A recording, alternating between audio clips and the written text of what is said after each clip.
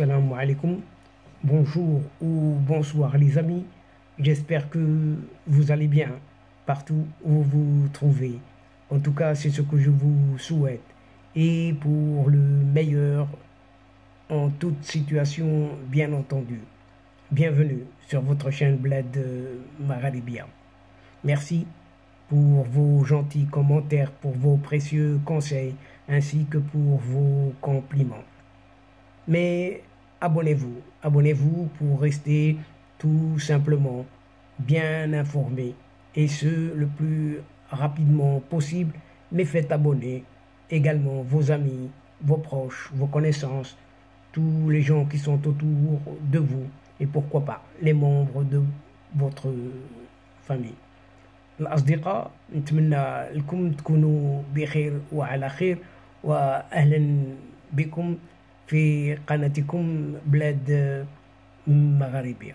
Et cette séquence vidéo vous propose la présente chronique d'un certain crash, oui, un crash, longtemps annoncé à l'avance et qui concerne cette magistrale faillite économique algérienne et qui n'ose pas prononcer son nom de honte devant ses concitoyens, ses concitoyennes.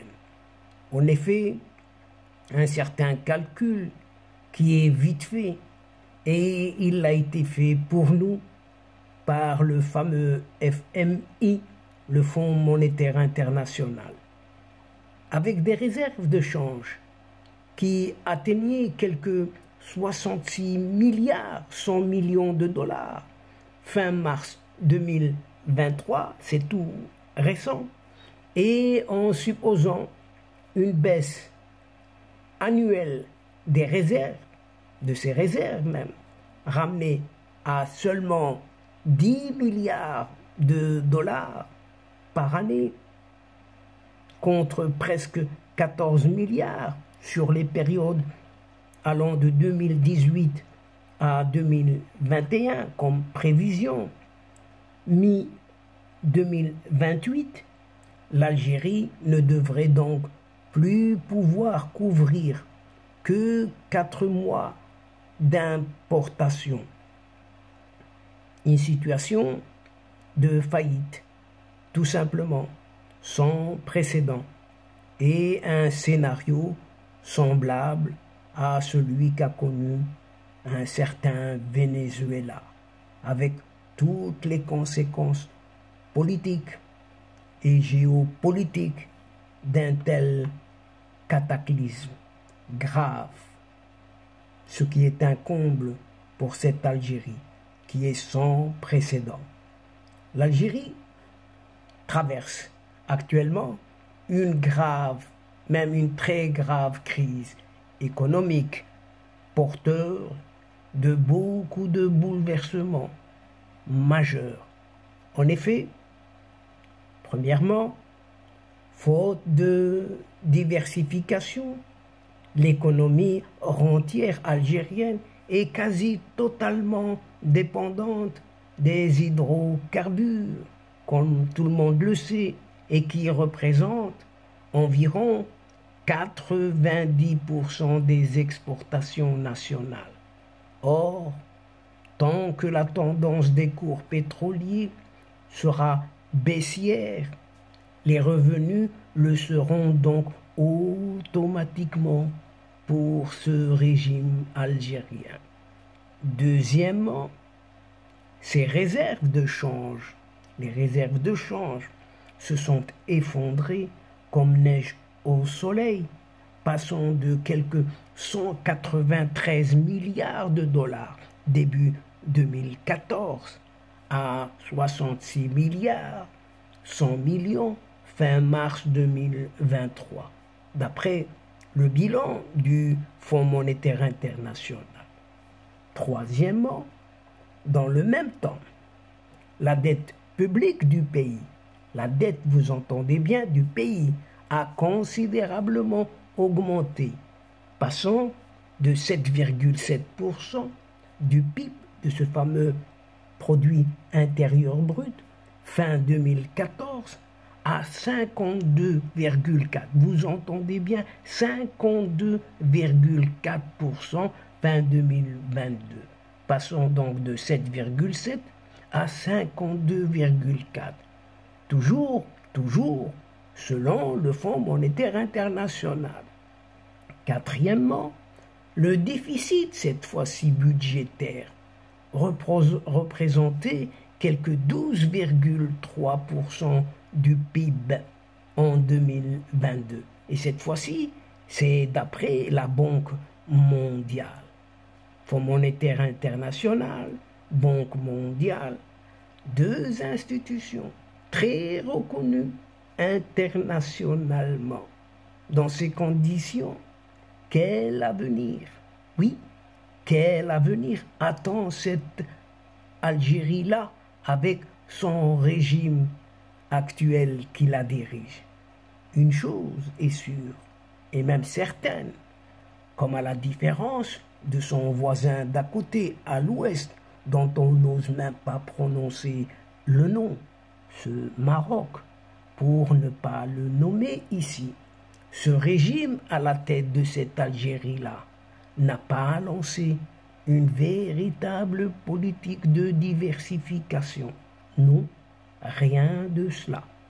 S'il ne bénéficie pas d'une divine surprise, ce régime, qui serait une explosion à la hausse des cours des hydrocarbures, il n'y a que par là qu'une certaine aisance pourrait venir des hydrocarbures.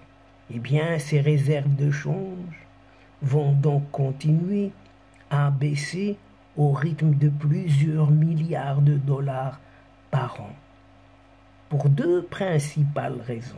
Cette baisse, pour deux principales raisons, pas plus. Premièrement, les prix des hydrocarbures reviennent au niveau qui était le leur avant la guerre en Ukraine, et même globalement en dessous du fait de la montée en puissance des énergies renouvelables, qu'on appelle les énergies vertes.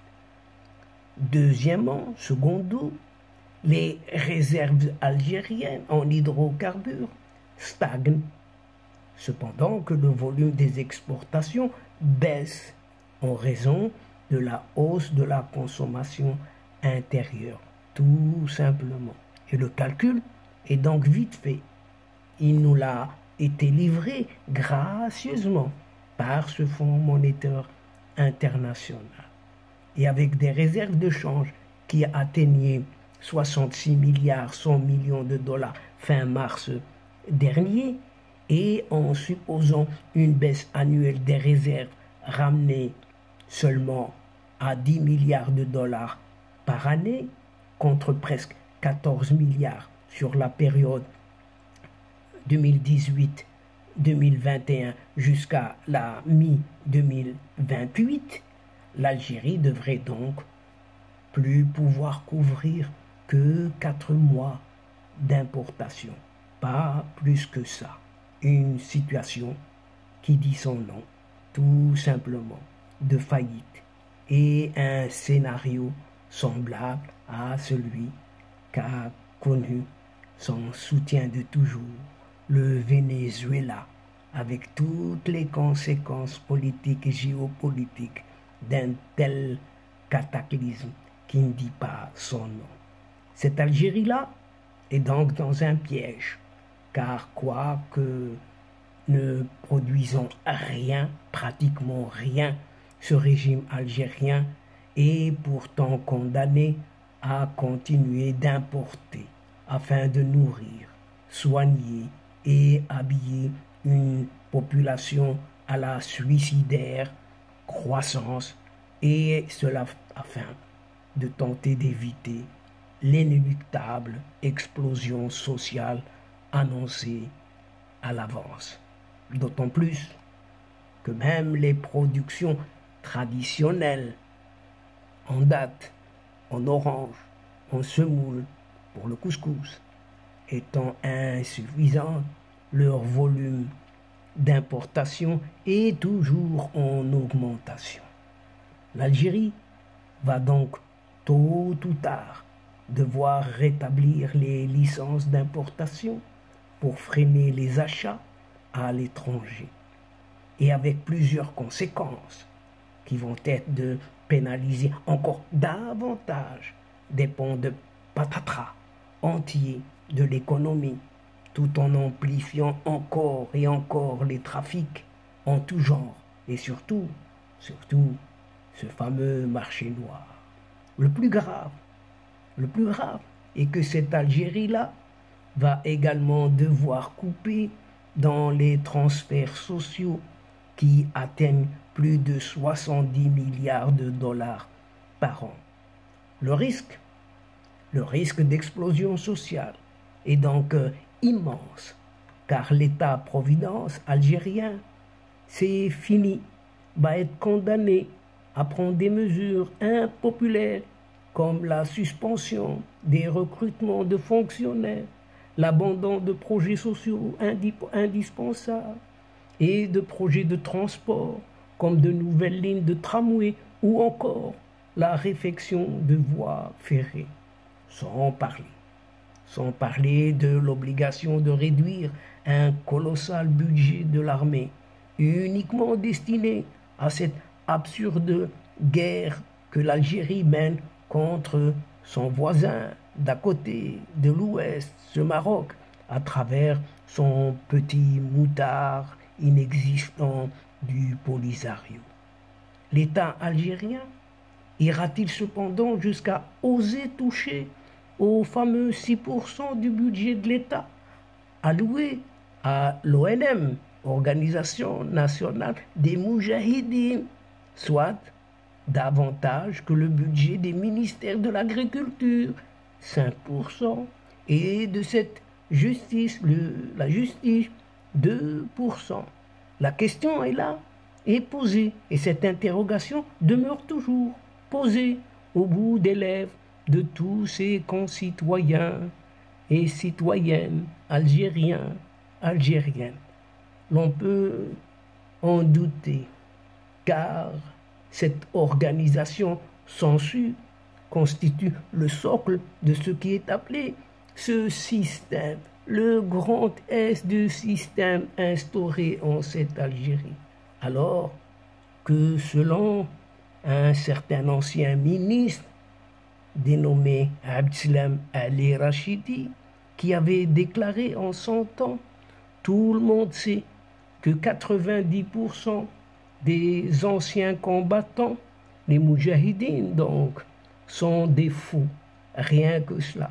Et cela a été publié dans un certain Al-Watan le 12 décembre 2015 déjà. C'est de l'ancien.